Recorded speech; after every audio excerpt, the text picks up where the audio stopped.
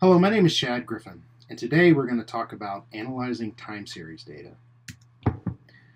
Our objective is to develop a model to predict monthly sales for domestically branded automobiles using a Box-Jenkins or ARIMA time series model. The data we're going to be looking at today comes from two different sources.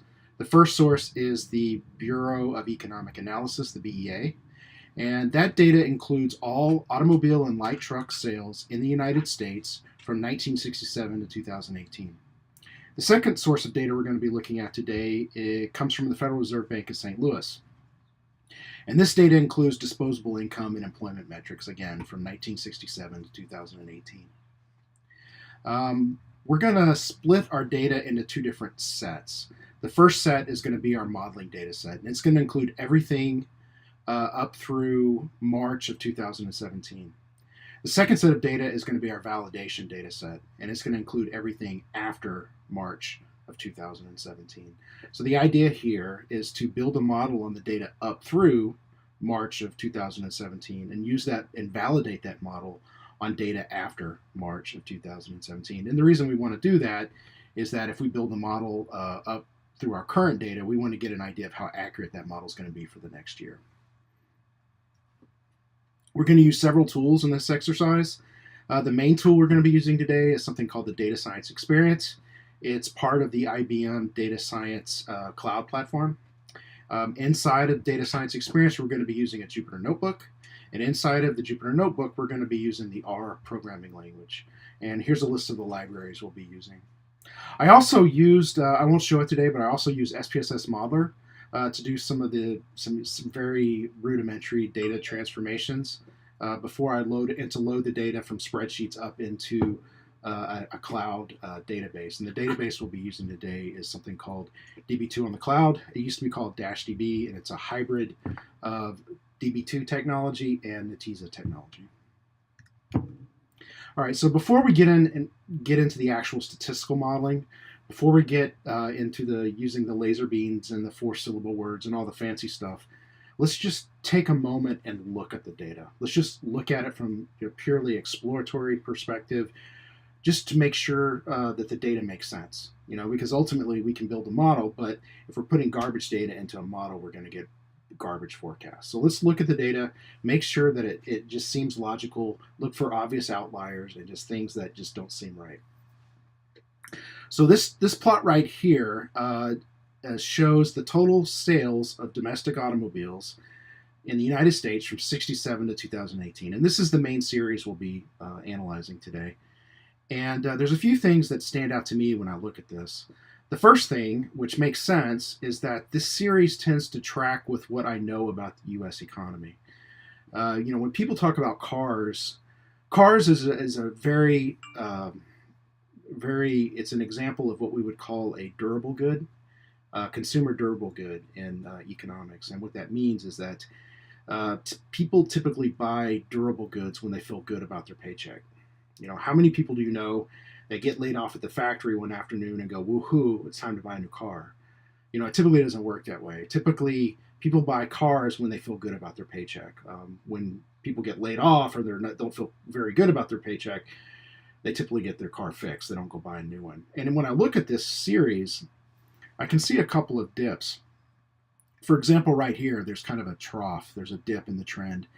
And this corresponds to a pretty major recession that occurred in the U.S. in the early 80s. That recession was primarily brought on by the need to get inflation under control. So it was raising interest rates to try to get, the Federal Reserve Bank was raising interest rates to get inflation under control. And you can see that recession corresponds to a dip in the number of cars that were sold, which makes sense. You can also see the dip right here. And this corresponds to the recession that occurred in the early 90s. This is the recession that got Bill Clinton elected. It's the economy, stupid. That would be this recession right here. Whoops. And then this dip right here, this huge one, this is quite substantial. This corresponds to the decline in the financial crisis of the late of 2008, 2009, 2007, 2008, 2009. And it's pretty dramatic. I mean, you can see the dramatic fall off here when the banks were in trouble. But anyway, that makes sense. It's good to see that the series corresponds to what we would expect to see in a series of automobile sales. One thing that doesn't make sense here is the fact that the series is downward sloping.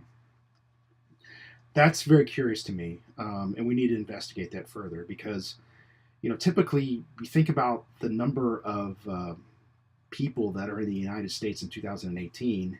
It's a lot more than were around in 1967. So you would expect people would be buying more cars, not less cars. One thing that comes to mind is that this is only for automobiles. It does not include domestically branded automobiles. It does not include foreign cars, for example. And one hypothesis I think that I want to test out is, could this downward sloping trend be the result of people buying more imports? Because when I was a kid, all the cars were GM, Ford, or Chrysler. I mean, there wasn't very many Toyotas or Hyundais floating around, or you didn't see them very often. As I got older and through the 70s, you had this dramatic increase in the number of imports. So maybe if we looked at total cars, not just U.S. branded cars, we would see an upward sloping trend. So this chart right here, the orange line is foreign cars. The green line is domestic cars, and then the blue line is total. And you definitely can see how throughout the 70s and 80s, well, 70 to the mid 80s anyway, you can see the dramatic increase in imported cars. It's not enough, however, to make this line upward sloping. We've still got fewer cars in 2018 than we did in 1967, which still doesn't make sense. So another hypothesis, another thing that could be going on here is maybe there's a switch between, because this line does not include light trucks.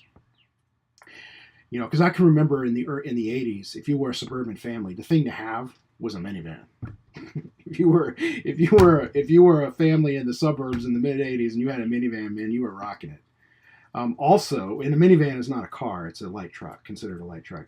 Also, in the mid 90s, if you were a suburban family and you really wanted to be cool, you needed a Ford Explorer, right? Or a Honda Pilot. So maybe if we include total vehicles, not just cars, we may see an upward sloping relationship over time in the number of cars sold. So this chart right here, the orange is automobiles, the green is light trucks, and the blue is total. And you can actually see an upward sloping line like you would expect. So there are more cars sold in 2018, more vehicles sold in 2018 than in 1967, which makes total sense. And the reason the orange line is declining is because it doesn't represent imports and it doesn't represent light trucks.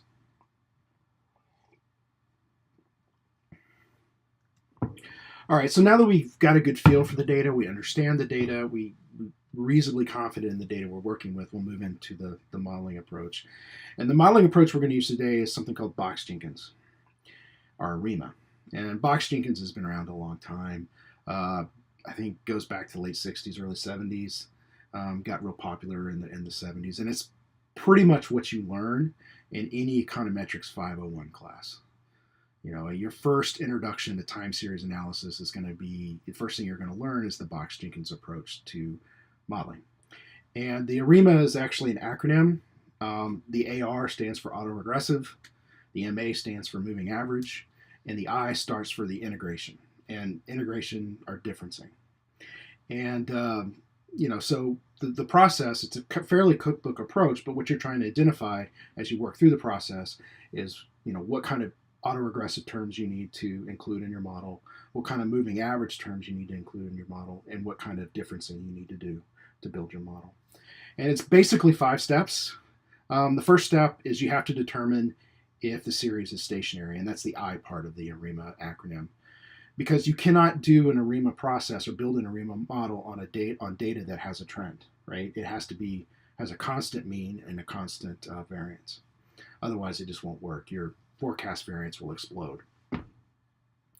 Typically, if you don't have a stationary series, like in this case, our series is clearly not stationary, it's going down, you have to difference the data until it is stationary. And what that means from a practical standpoint is that instead of predicting the actual number of cars sold, we're going to be predicting the change in the car sold and the number of cars sold between this year and last year.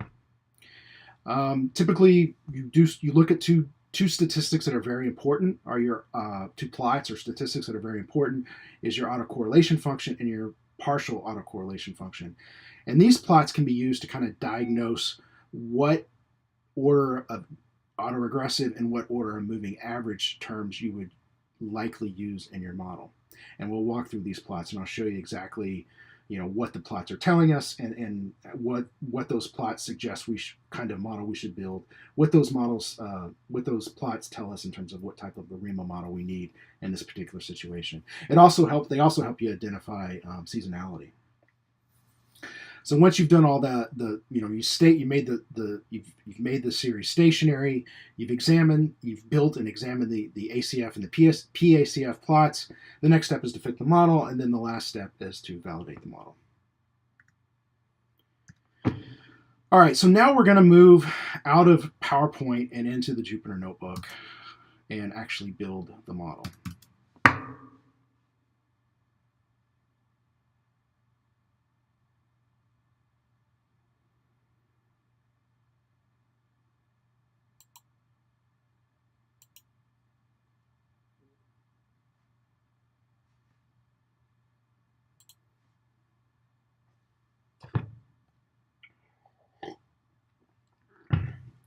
Okay, so this is a Jupyter Notebook in a cloud environment, and up here we have, here we're just establishing our libraries, and I won't go through this step by step. That would be kind of boring. But at the very top, these are the charts that I created and we looked at before. Okay, so first step of building a model is getting your data. So my data is loaded up into a -DB database. Here I'm querying that database using SQL, and I'm pulling it into an R data frame. We'll call it trend. And this data is actually the modeling data. Okay, it's not the validation data. It stops at April or March 2017. And the data is kind of, what you would expect. We've got, based on the stuff we've looked at already, we've got, for each month, we've got the number of domestic automobiles, the number of foreign automobiles, domestic light truck, foreign light truck. Then we've got economic variables. We've got the civilian unemployment rate, total employment, unemployment, the change in disposable income, annual disposable income growth, annual disposable income growth percent, total auto, total truck, and then the total number of cars. And then not only are we going to pull in the modeling data set, we also need to pull in the validation data set, which we did right here. Notice it's the same except for the dates right here. All right, so one of the really useful things to do once you have your data pulled into the R environment is to do something called a decomposition. And a decomposition, what that does is it separates your series into three components. The first component is your trend, and that's just basically how much it's changing on average over time. The second component is your seasonal component, and that's just how it varies year to year. And then the third, and probably the most interesting, is the random. It's what's left over after you take out the trend and after you take out the seasonal component. So these would be the things that would be, for example, the economic economic variables that are impacting the total number of sales would be seen in the random part of that decomposition. So just looking at this, you can see it's obviously not stationary. The trend is downward sloping, which we could have easily seen before. You see there's a very strong seasonal component here, right? So whatever model we build needs to accommodate this seasonal variation. And then you can tell that there's some pretty decent sized random components. So we're going to have to incorporate some kind of exogenous variable like unemployment to get a good model fit, more than likely. All right, so it's clearly not stationary, so we need to make it stationary. If you remember when we looked at the different steps of Box-Jenkins, one of the first things you need to do before you can build a model is make your data stationary. So I created two differences. I created just a monthly difference, so this month minus last month, and I also created a seasonal difference, so this month minus 12 months ago. And after I difference the data, we can do the same decomposition. And this clearly looks stationary. It's a constant mean of 0. and looks like the variance may not be perfectly consistent throughout the whole series, but it looks pretty stationary. The trend is pretty much flat. There's still a strong seasonal component, and there's still strong random components. But now that we've transformed the data through differencing and made it stationary, we can actually look at the autocorrelation functions and the partial autocorrelation functions to get an idea of what type of model we need to specify. One other thing we can do before that, though, is actually there are statistical tests. I mean, it's one thing to look at it and see if it's stationary, but there are statistical tests that help us prove, definitively whether or not it's stationary. And I did two here. I did the augmented Dickey-Fuller test, and this p-value right here tells me that is probably stationary. And I also did the Phillips-Perron unit root test, which this p-value right here tells me that it's probably stationary. So I feel pretty good about the stationarity of the data, and we can now move into looking at the partial PACF and the ACF. All right, so this is the ACF function, and interpreting the ACF, there's a lot of subjectivity here. It is fairly cookbook, but it's more rules of thumb than absolutes, and these rules of thumbs are pretty well accepted, and you'll see them in a lot of different places. Like I said, any economics 501, econometrics 501 textbook is going to give you these rules of thumb. But I can tell you that based on this plot, it's telling me a few things. One, the fact that there's these big spikes right here, like 1, 2, 3, tells me that there's probably at least 1, maybe 2, maybe 3 autoregressive terms that need to be modeled. This big spike right here at month, this is actually 12, and I don't like how this does this, but this is actually in terms of the seasonal period. So in this case, 1 would be 12 and 2 would be 24. But this big spike right here tells me there's definitely a seasonal component that we need to account for in our model. And we could, we saw that in the decomposition as well. The other thing it tells me is that the fact that these are opposite signs, positive and then negative, tells me that there's we probably are going to need a moving average term in the model. And then this oscillating pattern right here tells me that it makes sense. So a lot of seasonal models are like this, that there is a higher order autoregressive term in the model. Looking at the partial ACF or the PACF, again, this tells us that this oscillating pattern right here suggests that there probably is a higher order AR term in the model. So, like I said, it's none of those are definite. It's just things we need to look for. Those are rules of thumb. So as we build our model, we need to take into account those things that we saw in the PACF. All right, so let's pause right there before we build the model, and let's just kind of take a look back at everything we've learned up to this point before we actually start building our model.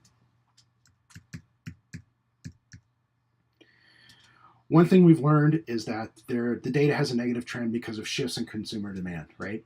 As people shift from domestic to foreign and from car to light trucks, we see the trend or the sales for domestically branded automobiles going down over time. And the reason is because of these changes in consumer preferences. Another thing we've learned is this series is not stationary. I mean, we've seen that several different times. We've visually inspected it, looked at it. It doesn't look stationary. Statistically tested it with 2 statistics. It's not stationary. And then we were able to make it stationary by differencing. Another thing we've learned is that this series has a strong seasonal component. Also, there are economic factors at play here, right? The economy is influencing auto sales, and it should, right? Because it's a durable, non-durable, it's a durable consumer good. Also, we've learned that there are likely 1, 2, or 3 autoregressive terms in the model. We've also learned that there's likely a moving average term in the model. All right, so given all of that, we can actually build our model. And to build the ARIMA model, I use the auto modeling function in R, in the forecast library. 5 years ago, I was philosophically and morally opposed to any type of auto modeling procedure. I've come around, mainly because they've gotten a lot better. I think a lot of them that were out, as recently as 5 or 6 years ago, tended to overfit and tended to give you results that were statistically accurate but logically goofy. they've come a long way. And this one right here, this auto modeling function in R, produced a model that makes total sense based on everything we know about this series at this point. It created a ARIMA 111 with a seasonal component of two autoregressive terms. So, and that makes sense. Logically, what this says is that it differentiates the data once to make it stationary. It's looking at the previous month, and it's looking at 12 months ago, and it's looking at 24 months ago. It's looking at those data points, and it's making a prediction of this month. And that makes total sense, right? Down here you have the MAPE and the accuracy of this is the validation set, or the modeling set. And the thing I normally look at is the MAPE, which in this case is 7.84. Not bad. So what happens if we include those economic variables? If we actually include the exogenous variable, can we make this model more accurate? And that's what I did down here. I included the annual disposable income growth percent and the unemployment rate. And it made it a little better. I mean, it's not dramatic, but it went from 7.83 to 7.56. And these are actually signed correctly. So if what this is saying is that if you increase the disposable income, you get an increase in sales. If you increase the unemployment rate, you get a decrease in sales. And the model changed a little bit. We got 2 moving average terms and 0 autoregressive terms when you increase those exogenous variables. So anyway, so it's pretty accurate. Could it be better? Sure. But, we've walked through the process and built a solid model. All right, so now that we've built this model in history, we want to apply that to our validation model set to see how well it predicts, how well we can expect this to predict the next 12 months.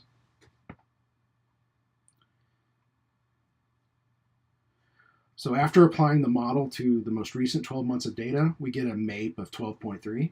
So it went from, 7 point whatever to 12. So it went up a little bit, which you would expect. And then visually we can look at this and we can see that, it's doing a pretty good job. So not only do we build a model that's pretty solid, it seems to validate pretty well. So we can have a reasonable amount of confidence if we were to take this model and project auto sales for the next 12 months. All right, so just to kind of wrap up what we've done here, we started out with looking at a series. We did exploratory analysis, understood the data, understood why the data was downward sloping, understood why, and it verified that the data logically moved with the economy like we would expect it to. Then we moved into the Box-Jenkins modeling approach. Then we used the Box-Jenkins modeling approach to build a model. We looked at autocorrelation functions. We looked at partial autocorrelation functions. We differenced the data. We made the data stationary. Then we built a model.